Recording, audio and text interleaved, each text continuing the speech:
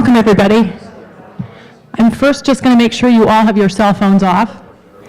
And I apologize, it's a little hot in here. The air is great out in the lobby, but it's a little bit warm in here. But I think we'll overcome it. Our speaker tonight will carry us through it.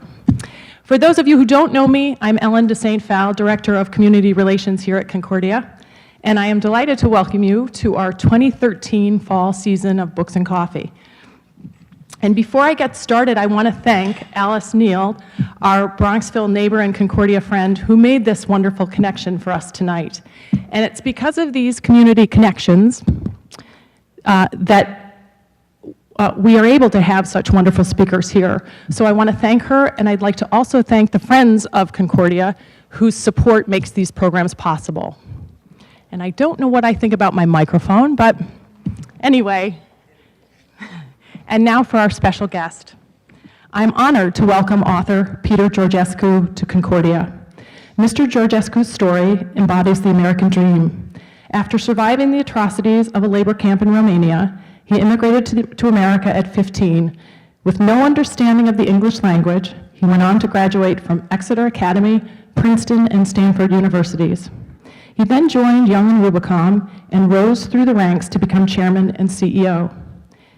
He was inducted into the Advertising Hall of Fame and has received several honorary degrees and served on the boards of several public companies and nonprofit organizations, including his current role as Vice President of New York Presbyterian Hospital. A remarkable life.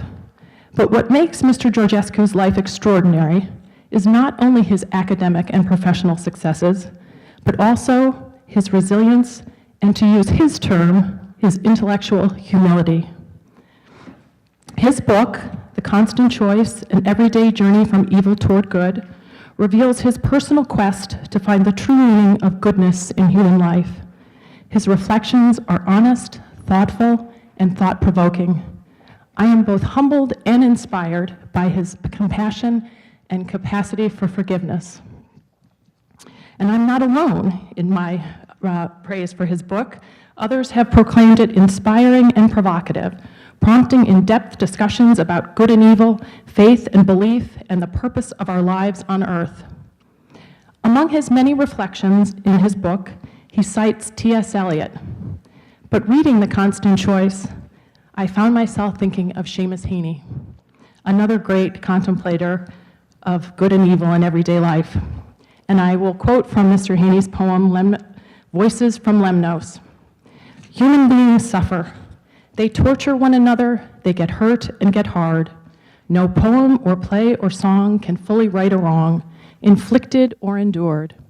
History says, don't hope on this side of the grave, but then once in a lifetime, the longed-for tidal wave of justice can rise up, and hope and history rhyme.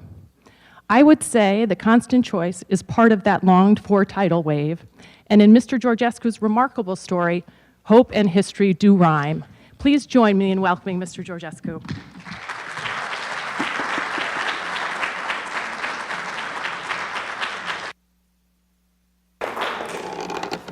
Well, Ellen, thank you so much. That was absolutely lovely. This must be a college campus that was erudite and thoughtful and very kind, and I hope that we can have a dialogue at the end of this evening, and we'll see where we go into this session together. So I really greatly appreciate those very kind and very thoughtful words, Ellen. Now, as I start, I wanted to have a little bit of an acknowledgement, a little bit of a confession. You see, you have before you an immigrant.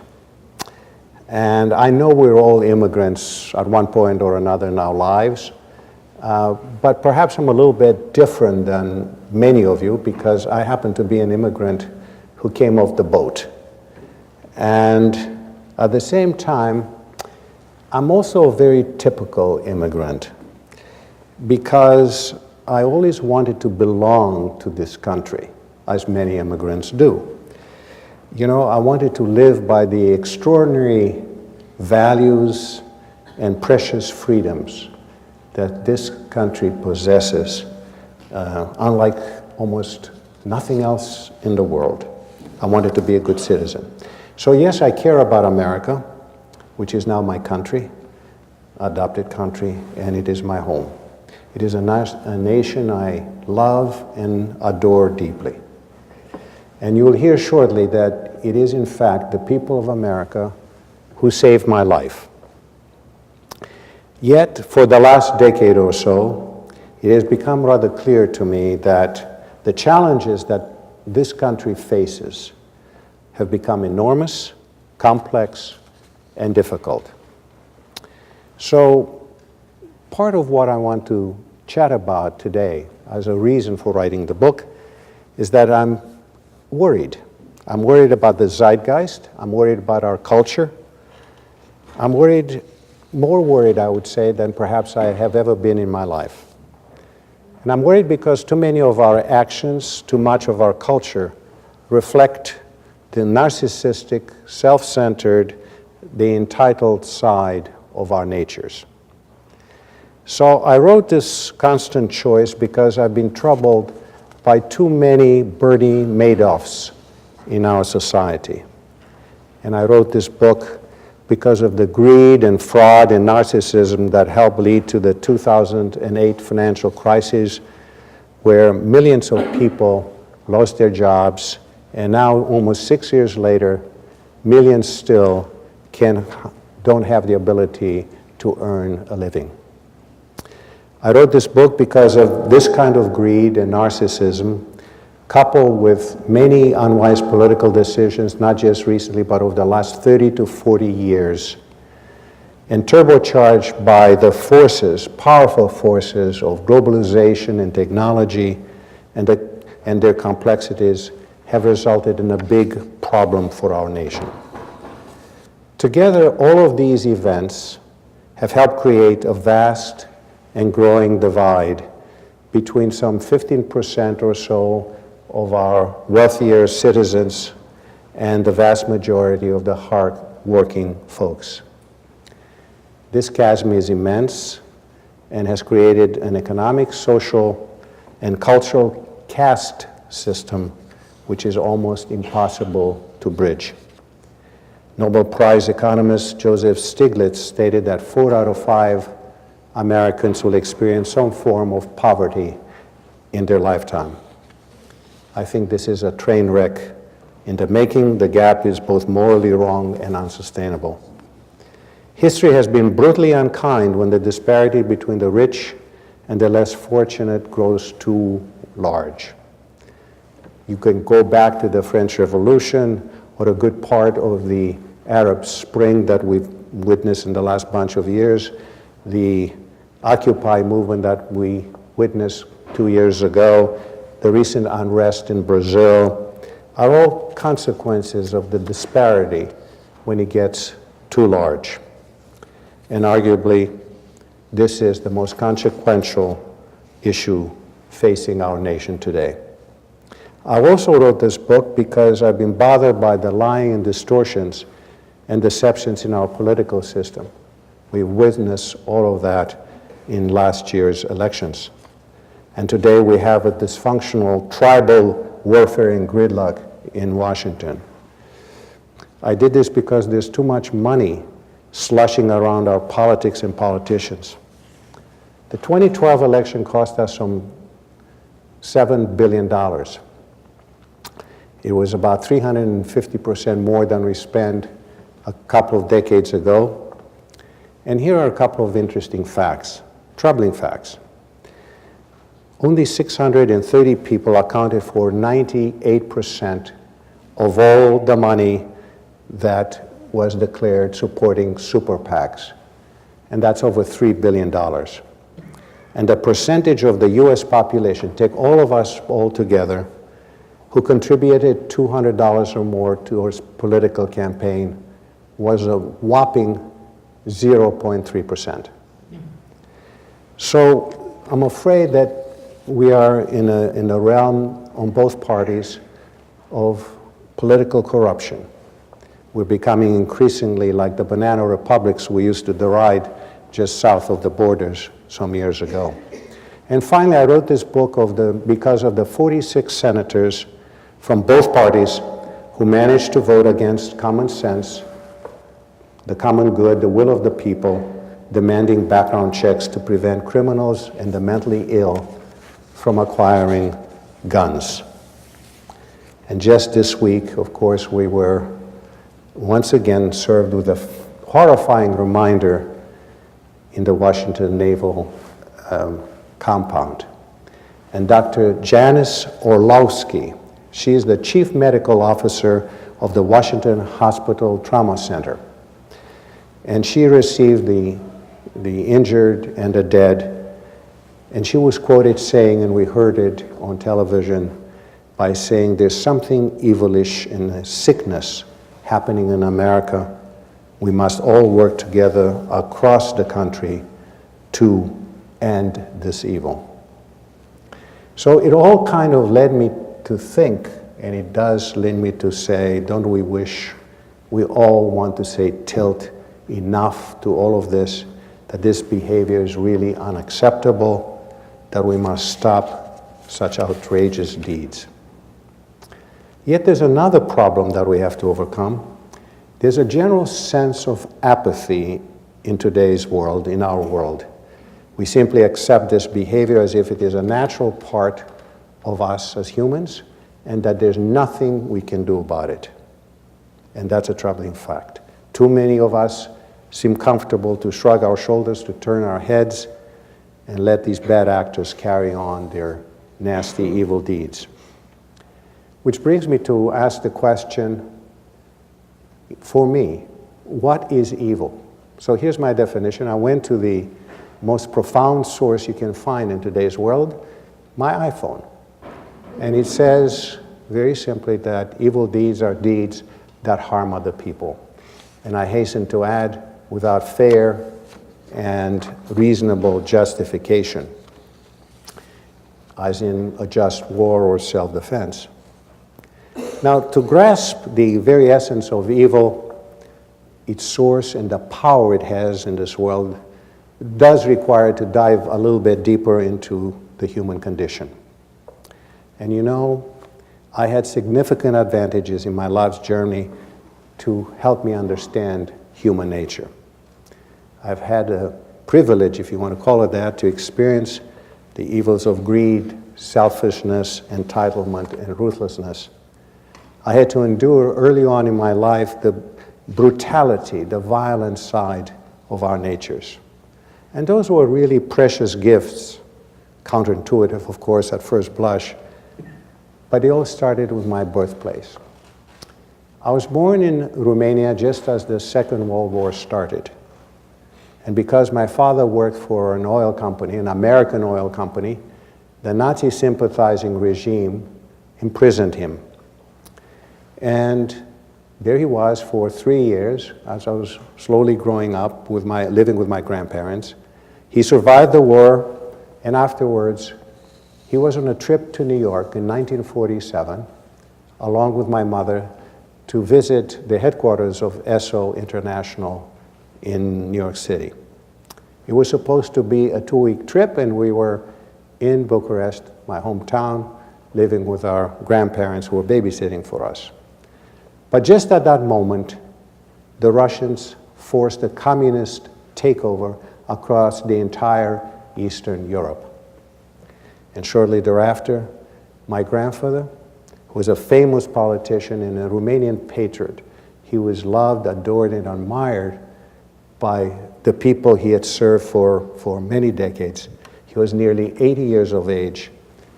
They arrested him as well and eventually murdered in prison. The Iron Curtain came down in Romania, and ruthlessness and tyranny took hold. No one could leave the country or enter the country without approval of the communist regime. In fact, no one in the smallest of village could leave the village without prior authorization from the authorities. That was the world of communist dictatorship. Had my father tried to return to Romania, he would have been killed.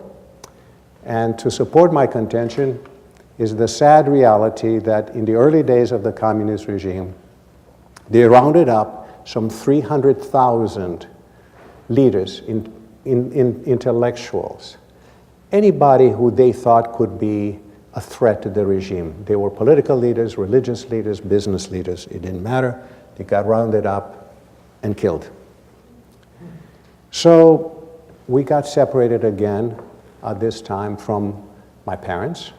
They're in New York. We were in Romania, and he went to live with my grandparents before he got arrested in Transylvania.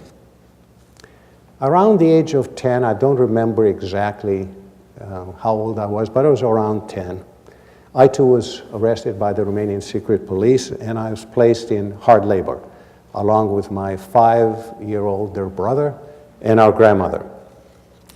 And as I reflect on this period of my life, I seem to almost transcend myself, looking down as if I was watching some kind of a movie. That's how it feels right now, that I hadn't seen but just not long ago.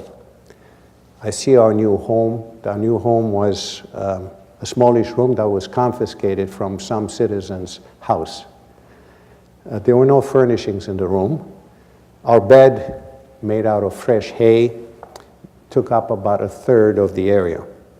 And I can still sort of sense the smell of damp, fresh hay that kind of lofted off some farmer's land. And this boy, me, you know, I was kind of a skinny little runt, dressed in gray tunics akin to a prisoner's garb, headed for work. And it was almost always dark when I went to work, not only in the winters, because I had to be there before 6 o'clock in the morning. And a 10 to 12-hour day would follow.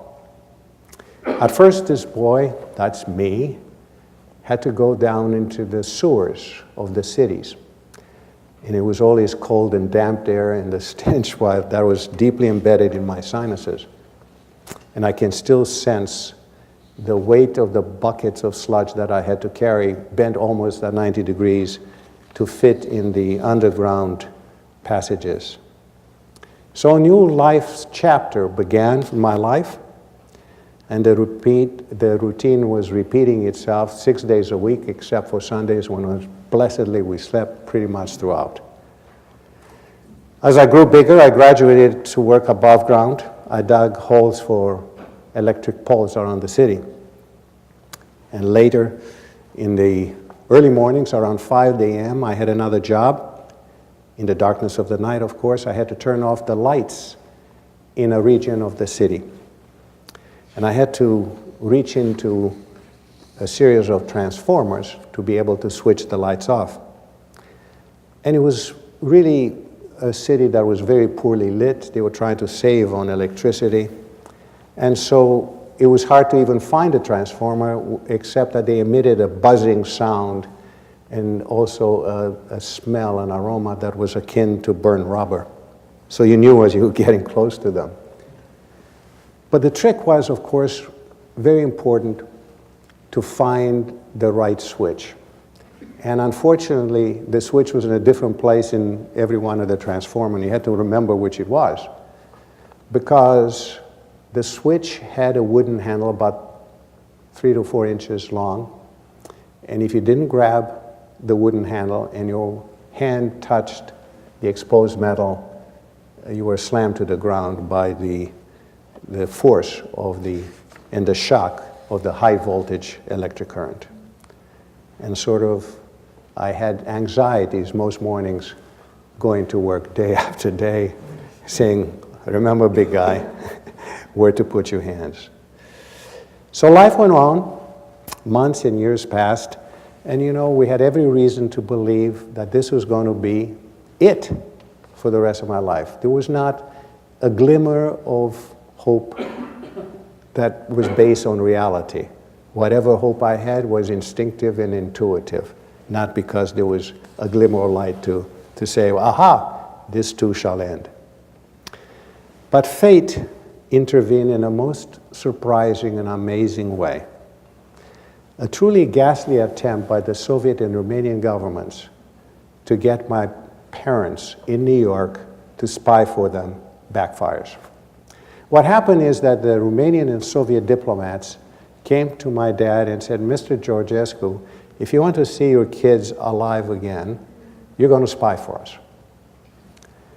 So my dad went home. You can imagine the kind of night my father and mother had reflected on what just happened. But the following morning, my dad went to the FBI and said, look, I'm an American citizen because my mother and father became American citizens, knowing they could never return to communist Romania. So what should I do? And they said, why don't you become a double agent? And my father demurred. He said, look, I've seen that play before. It never ends well. Sooner or later, they will ask me to do something I can't do or I don't want to do. They'll kill the kids anyway. What's plan B? I'm not sure he used plan B, but that was the idea. And they said, look, why don't you, as two American citizens, go to the press and tell them the story that this is the height of the Cold War. You are being blackmailed with your children's lives, and this is a horrific thing. And the reason this may work is that the Russians at the time wanted to be perceived as civilized, as a better alternative than these dirty capitalist Americans. So they wanted to win the world over and the world's goodwill. So we think that the Russians will tell the Romanians they're not allowed to kill the kids. Well, it took courage, it took integrity, and faith, because that's what my parents did. And the story kind of went viral in whatever viral meant in 1953. But it was in most little towns in America. There was a story about the saga of the Georgescu boys. And one of the persons who read the story was an extraordinary woman, as later we found out. She was a woman from Cleveland, Ohio. She was an amazing woman. She happened to be one of the richest women in America in her day. She was a powerful force. As you can tell by the job she had, she was chairman of the Foreign Relations Committee in Congress, a woman in 1953. She also happened to have been instrumental in getting President Eisenhower elected. So she went to work. Long story short, they sent a bunch of Russian spies back to Russia in return for our freedom. Now, I tried very hard much of my life to find out who those people were. I wanted to go to them and say, was it as good for you as it was for me? But in those days, apparently, they never kept records of such doings. So I don't know who they were. The only thing that I know for sure is that on April 13th, 1954, this 15-year-old boy and his older brother landed at Idlewild Airport, now Kennedy. Yes, I was still scrawny, clearly undereducated, and I hadn't a clue about English. But as it turned out, the fact that I had and still have had an overabundance of guardian angels surrounding me in my life, I managed to get the fine education that Ellen mentioned and to create for myself a normal life. But my lifespans also witnessed some other evil events, and I mean evil events with capital E. There was the Stalin Gulag, who killed over 30 million people. We know about the Holocaust and Pol Pot's killing fields in Rwanda and Darfur. And now we're witnessing in real time Syria, aren't we? And just south of the border, something that we don't know about, is Mexico. Since 2006, over 70,000 people, innocent people, have been killed in drug wars. And our hands are soiled. We spend over $50 billion every year, year in and year out, to pay for those drugs. And we sell the drug cartels all the money, all the guns, I should say, and ammunition they want to buy from us. So put it all together, you can appreciate my obsessive commitment to try to identify the source of all this evil, the power it has over us. And I created a hypothesis, which is detailed in the book.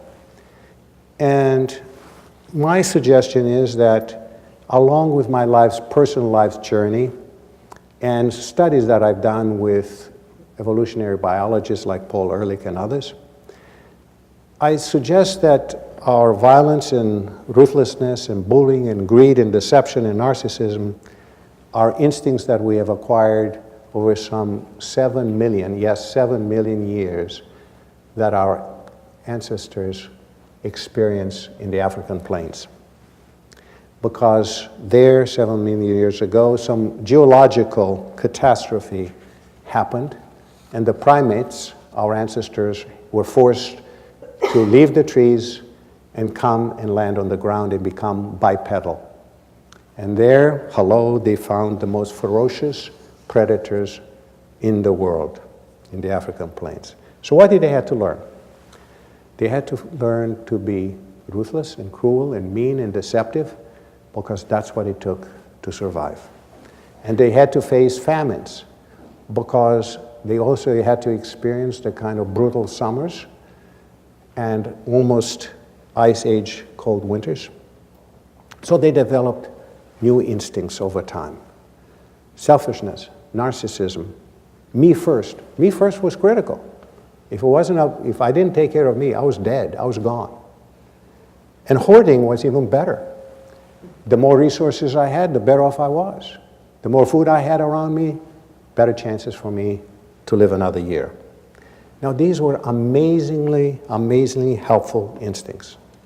And later on, when they used to form bands and tribes, if you will, searching for hunting and searching for food, you know, in the summers when the famines would increase, if they found other tribes that had food and they didn't, they'd kill them and take their food away. I'm just suggesting that's the world those people live for millions and millions of years, and those instincts are deeply ingrained in our DNA still, in our neurological system. We know that evolution happens mighty slow, glacially slow. It takes hundreds of thousands of years for us to evolve. And so many of those instincts are hanging around, maybe needlessly in our time, but there they are. Now, the point this evening is for me not to depress you, please.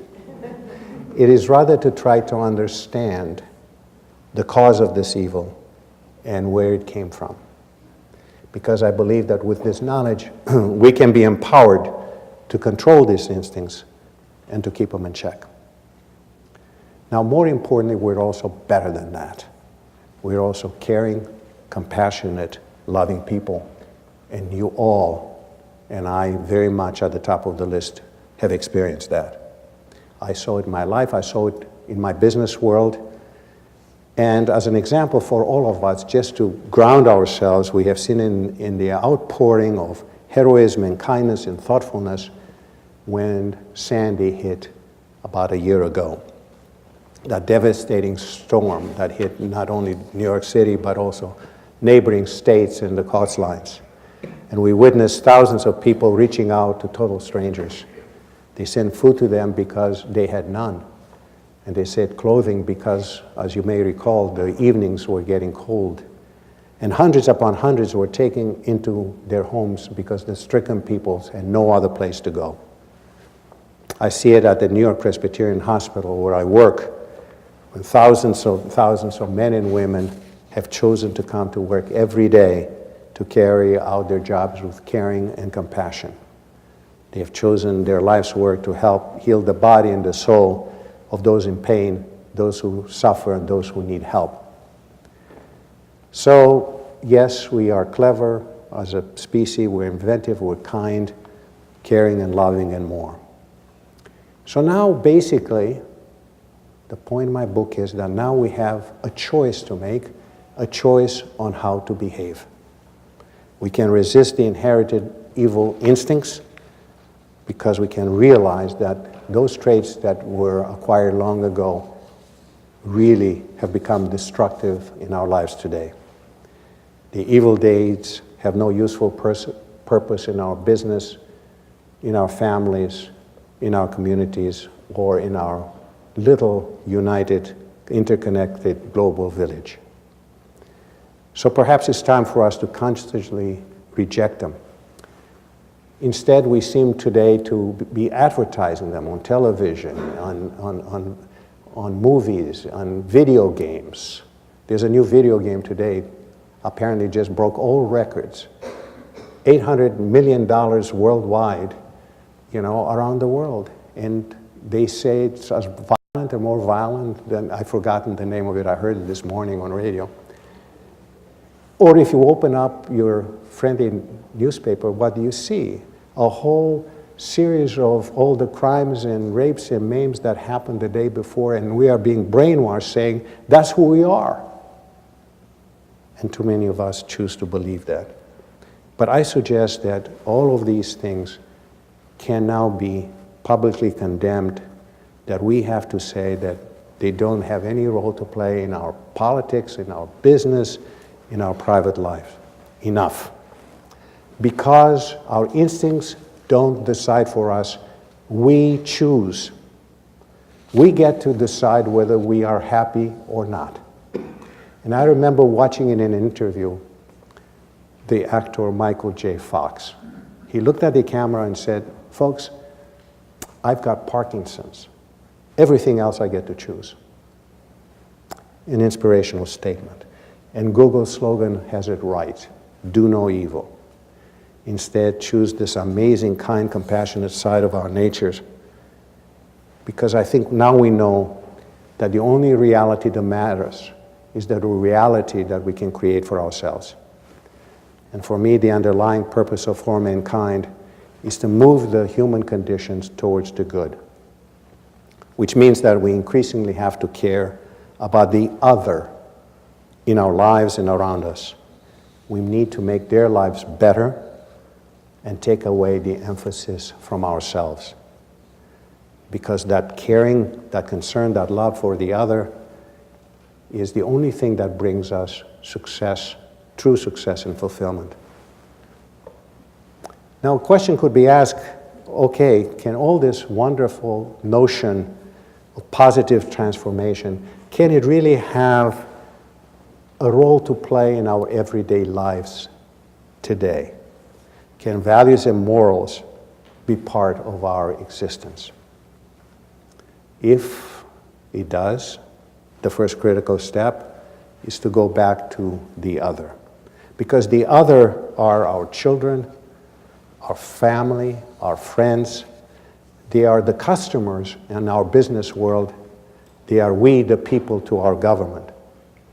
And love and compassion and joy and success can come only, as I said, from doing something good, something loving, something kind for somebody else, for the other. And simply eating metaphorical bonbons while looking admiringly at ourselves in the mirror just isn't going to cut it. I would say also that today our very democratic system is on trial. Our democracy is an extraordinary form of government, but in historical terms, it is a new experiment, one which bases its very existence on the balance between the role of the state and what I mean by that, the common good and the freedom and liberty for the individual. And at its very core, we the people accept that the other matters, that our individual rights are not absolute, and that's why we created the Bill of Rights in our very wise and vital and brilliant Constitution. Democracy can only work when we, the people, commit to care for one another and to support one another. Democracy can only work if we are tolerant of the rights of all diverse people or clans or parties or tribes or whatever you want to call it. And they have to be equally committed to the common good, committed to tolerance for all, whether it's religion, whether it's race, gender, sexual orientations. We are indeed meant to be equal under the law and under God. So the other matters in every aspect of our lives, whether it's business, politics, private life, community. And we have learned from history the hard lessons of tyranny and what happens when the balance tilts too far, gets out of kilter, let's say towards the state of power towards state power where the individual rights are diminished. And that's part of the life that I led as a child. And even in ancient Greece, the state had most of the rights in individual creativity and entrepreneurship were not appropriately valued and encouraged. But our American experiment in democracy requires this balance between the individual freedoms and the common good. In other words, we're free people to create and build the modern pyramids of our time. We're also people who have the right to equal opportunity to be the very, very best each and every one of us can be. And whenever the balance between these two critical dominions gets out of kilter and tilts too far one way and the other, we are in a crisis as we are today. So we must regroup consciously to make our choices on the good side of our natures. We need to care much more passionately about the others. We must rediscover the common good and simple common sense. In our human history, we have been blessed. We have been shown the light and how best to live our lives for thousands of years. These are the extraordinary illuminators of history, the amazing creatures that I kind of visualize walking around with lanterns along the road to progress for the human condition. Name them: Buddha, Confucius, Moses, Muhammad, Jesus, my personal hero who helped inspire me as a child because of what he said and how he lived his life. And in modern times, we've had others. We've had Lincoln and Gandhi and Mother Teresa and Martin Luther King and Mandela. So I'll conclude with a few observations. The wise man said, it's not what happens to you in your life that defines who you are. It is how you respond to what happens to you in your life that defines your character and your legacy.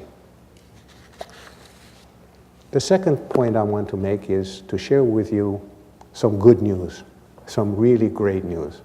And that's a new science of epigenetics. Now, what epigenetics says, very briefly, is that if you behave consciously in a certain way, let's say you behave as a good person, you not only become a better person spiritually and intellectually, you become a better person physiologically. Now, the magic that happens is that there's a bunch of molecules that sit on top of your genes, epigenes on top of your genes, that observe how you behave. And they say, hey, I'm going to try to help this person continue to behave in the way that they want to do. So if they see you behave in a good way, you become a better person. And the amazing thing is, and this is really incredible, that you can pass on these amazing genes to future generations. Now, this is new science. This has been talked about only for a couple of years, and it's for real. It's exciting news. But like with every other great discovery comes a responsibility. We can no longer say we can't change. We can no longer just shrug our shoulders. We cannot allow ourselves to believe that evil is just part of human nature and there's nothing we can do about it. Now we know that we can choose our path for the future. And once again, the only reality that matters in our lives is the reality that we create for ourselves. And finally, from everything I know, I am convinced that for us to reach the promised land of the city on the hill, it can only come through us. We are the vessels that can make the promised land ours. We have to make it through our action, through our decisions, through our constant choices. So it's up to you and me to choose the good, to become contagious. And there's a lot of work to do for us and for generations to come. And I'm optimistic because I see many in the younger generations do great deeds. They increasingly are becoming involved and engaged as citizens. And so they must be, because the future is difficult, complex, and challenging, It's also amazingly promising and amazingly exciting. But that is their karma, their destiny. And all of us with graying hair, we must face a new reality. Our job simply is not done. There's no retirement in that contract. We must switch off the apathy little switch. We must look at the world with fresh new eyes, with conscious awareness of the needs of the others. It starts with our families, because our children and our grandchildren need us. Values and moralities must be taught and reinforced. Good deeds, good behavior must be rewarded. And beyond family and friends, the opportunities for contributions towards the good in every domain of our lives abound. The young have the primary responsibility to create their own just and compassionate world. We, the older generation, must work to the end to leave behind a better, kinder place for them to inherit. We owe that to future generations. We owe that to the destiny for all mankind. And I'll end with one of my favorite quotes. It comes from Mark Twain. He says, "The two most important days in your life are the day you were born and the day you figure out why." I wish us all good luck. Thank you very much.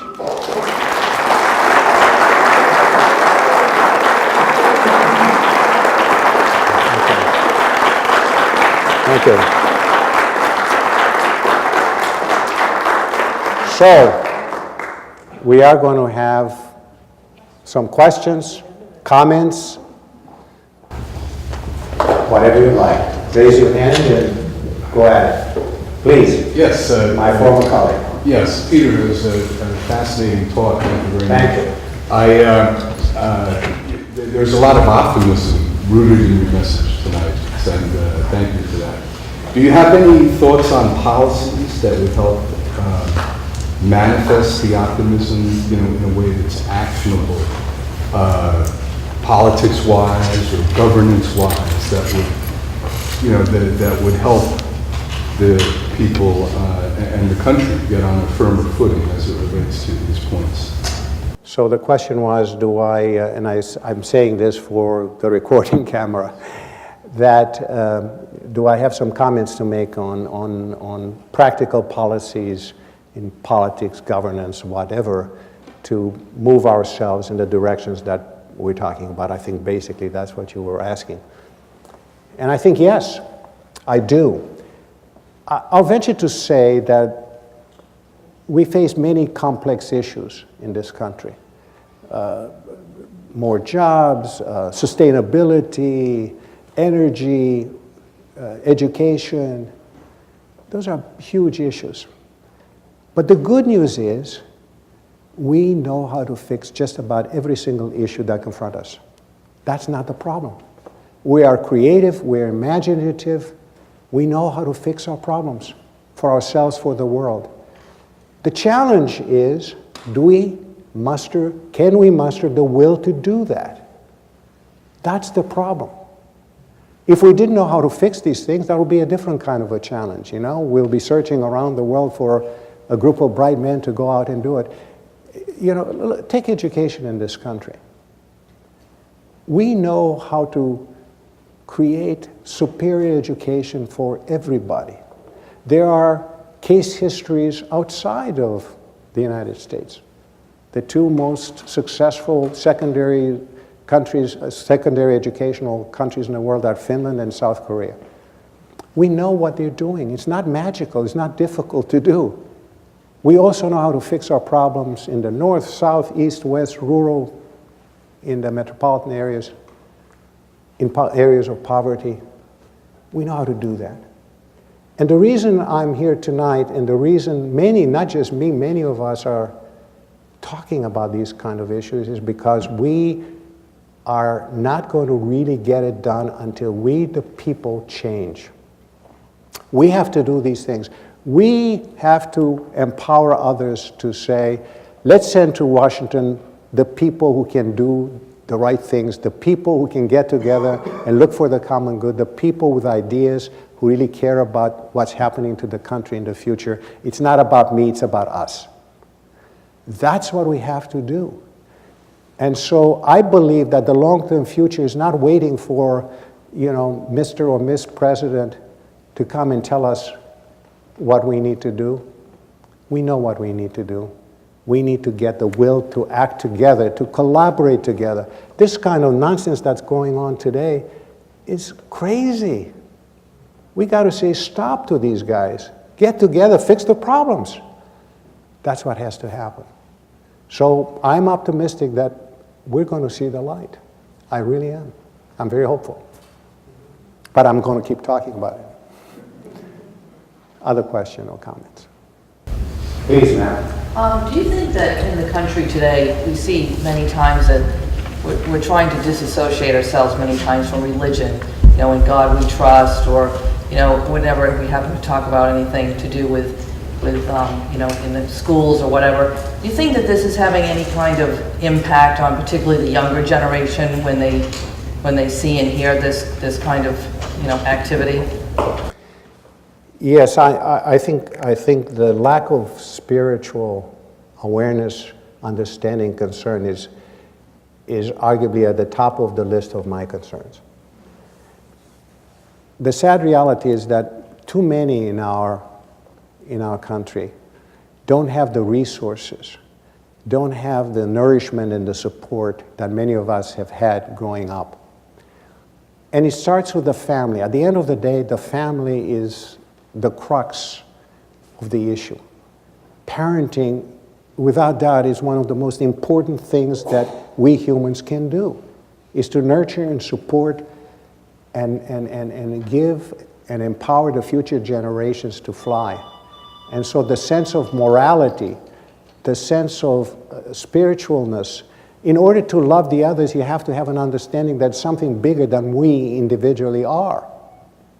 So, the sad reality is that the churches as an institutions have had problems. Folks have walked away from that. The Sunday school is not what it used to be in terms of the number of kids. The families don't often talk about morality and values. The school, God forbid, that you talk in the schools about ethics and morality and spirituality. That's a huge problem. So we got to fix all that. We don't even care about history anymore. We live in today, and that's why it's about me. Churchill said something to the effect that the further you look back, the better you are looking and envisioning the future. We don't look at the past. We don't want to learn from the past. God, let's relive every problem, bump into every wall that is possible in our lives. And that too has to change. So at the end of the day, education, by education I mean not only math, arithmetic, and a skill set, but also developing the full person, the spiritual person, a person with appreciation about the creative powers that we have, so we can become the full and live the potential of all of us as human beings. We know how to do that. It's all there to be had. We've got to choose to do that. So yes, I do. Other questions? Ma'am. I'll promise I'll repeat the question, which I didn't do before. Warren Buffett was interviewed by News this morning. It was a meeting, and the question had to do with the disappearing middle class and what's going on in Washington. He was reminiscing that in World War II, the beginning of the war in Washington, D.C., he was young, his father was there. He remembered there was a feeling of togetherness, everybody, goodwill, we had a purpose. And he hasn't seen that since. And he mentioned that, and repeated again, that he and Bill Gates and Melinda Gates are donating a considerable portion of their money to foundations to do some good. And they're trying to get other billionaires to do the same. And he mentioned, he asked the Rockefellers to hold a meeting in New York, bring in the billionaires, and convince them to give more money to foundations establishing some good. One couple said they don't know if they could do that. He said, I'll give you a guide on how to live very nicely on $500 million. That was his answer. We're trying to do something. I don't know if you caught the sound of that. Do you need me to repeat the question? I don't think so. Okay, you know, I know about what Buffett, and I think we all know, it's been well publicized that Buffett and Gates and others have pulled their money, not some of their money, the vast majority of their money, almost all of their money is already being given. That's something to be applauded. There's something to be applauded. But the issue, I think the deeper issue is not about money. It's not. I mean, you know, a few billions here, a few billions there, add up to some, you can do a lot of good with that. But if we don't choose, again, I come back to the issue of what he said. He doesn't see the willingness to look for the other. Goodwill since World Exactly. War II. That's There's such hatred out there. Yeah, that's what I'm saying, because when you're inwardly directed, when you become the central focal point of everything of import in life, that's where we end up. I'm going to dislike everybody else because it's not about them, it's about me. And that's what I was trying to say. We have some big problems in this country. This gap that he was talking about, the middle class, is gone. So you've got this 15 to 20%, that's about 60, 70 million people who are doing just fine, thank you very much. But there are 330 million people in this country, and they're not doing fine. And so that's what we have to, they're not doing fine spiritually, they're not doing fine economically, they don't have, the jobs aren't there. And it's not just our fault, it's where the world has gone. Technology, as I mentioned too briefly, technology and globalization have hurt. Manufacturing jobs are gone. So we have to train and retrain ourselves constantly to be part of the new future. We have to teach trades and skill sets as well as technology. And also the bottom line is we also have to teach ourselves to be good human beings. Because if we do that, there's no stopping America. We'll be the best or the brightest that the human condition has. We have the system, we have a democracy, we have an experiment that it's working, and we're trying to mess it up. So we got to stop doing that. And it all comes down again to a simple thing. What choices do we choose to make as human beings every day in our lives? You know, it starts not just with the big stuff, the little stuff. How I'm going to treat the next person, how I'm going to treat my kids and my grandkids and my friends and my neighbors and my colleagues in business. That's what makes the difference.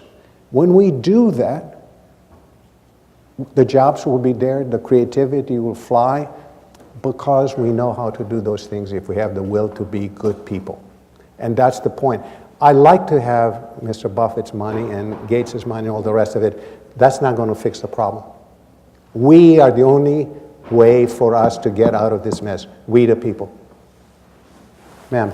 Don't you think lack of community and the connotation of mental health, the lack of mental health in our society, that people are afraid to reach out sometimes to seek the assistance that they need? The other thing too is in 1982, the American Civil Liberties Union came along and said that we cannot incarcerate people against their will. So the disintegration of mental health institutions have come down. I think that there's a lot to do with the people being less empathetic to one another. Has a lot to do with it. Yes. Yes, we are less sympathetic about the other. This is your point is we're less sympathetic, less compassionate about each other. We're not reaching out to the mentally ill. That's the point you're trying to make, and that's exactly right. And that's what we have to, it is in our nature, you see, this is the point.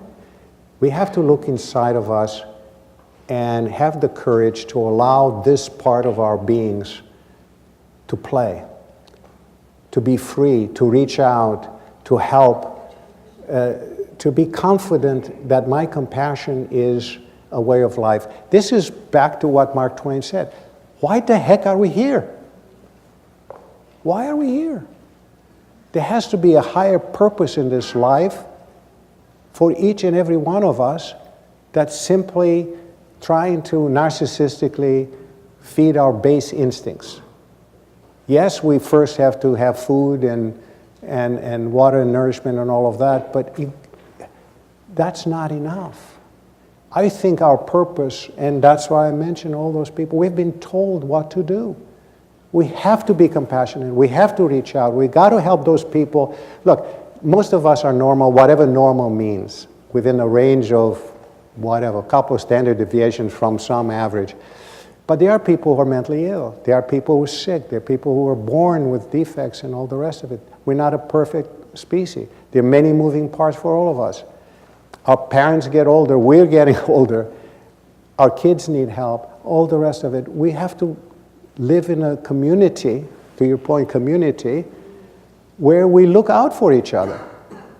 And we have to reinvent the family passionately and care about that, and care about the nearing community, and then care about this nation. What worries me is that we're becoming a country of renters. We want to rent America because, you know, there are good flicks in America, we got good fast food. Why not stick around for a while, you know? But do I have a responsibility to do something for this country and for the people around me? What's citizenship mean anymore? Come on, let's get real here. We have a role to play, a very critical role to play. And it's not all for the young, you know? I think the rest of us can give up because we're not leaving behind something so absolutely terrific for the younger people. So we can't give up now. Yes, ma'am. I understand that you are the president of YNR. I was, ma'am. Or you were? Yes. Okay. Well, are you still in advertising? No, ma'am, I'm not. I'm not in advertising. I haven't been in advertising for about a decade. I'm doing other things. I'm in different... Advertising is a very powerful medium. I agree And with if that. anybody could help to give people in our country an incentive to do what you suggest tonight, it would be in advertising. For instance, some of the messages, like in the beginning of our country, there was a fellow who wrote common sense and things like that. And common sense is something what we won't need right now.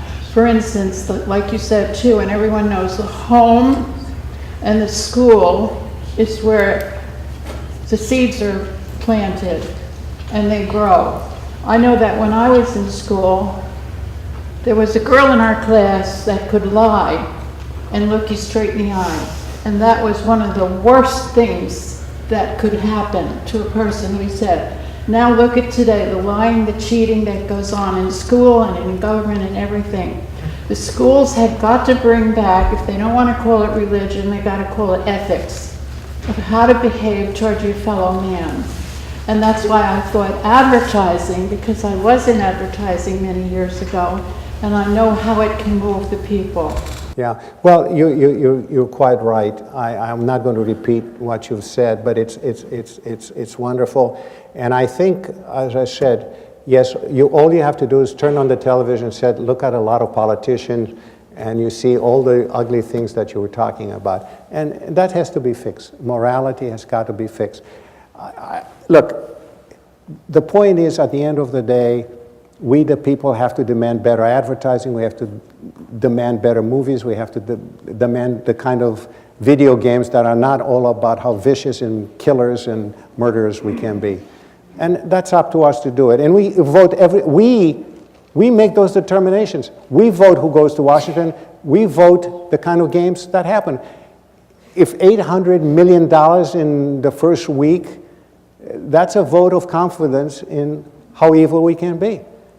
We got to change that. You might want to describe what the Advertising Council does. Well, there's an awful lot of good that the Advertising Council, Advertising Council is an organization that has been around for decades. I'm not exactly sure, I remember when it started, but 5 decades? In the 50s? 50 years.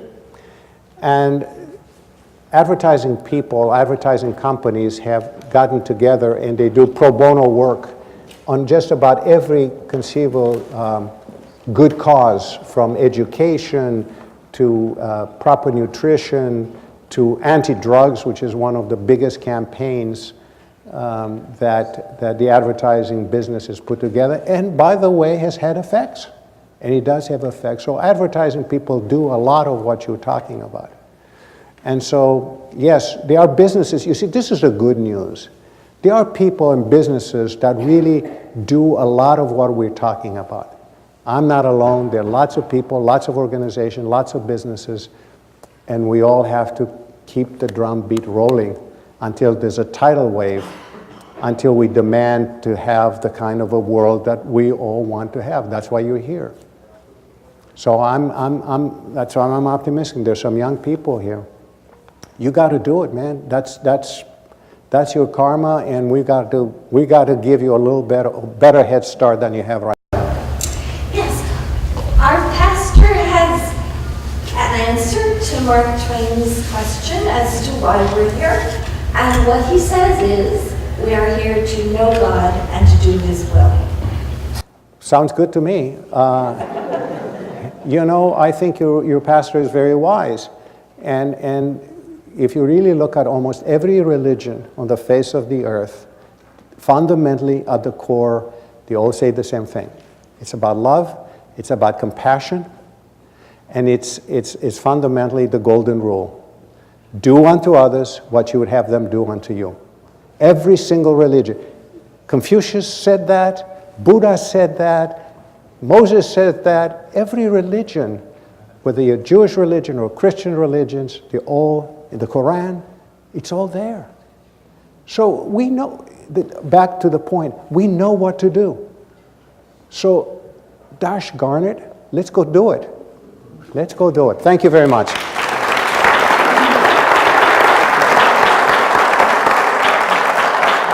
Thank you very much.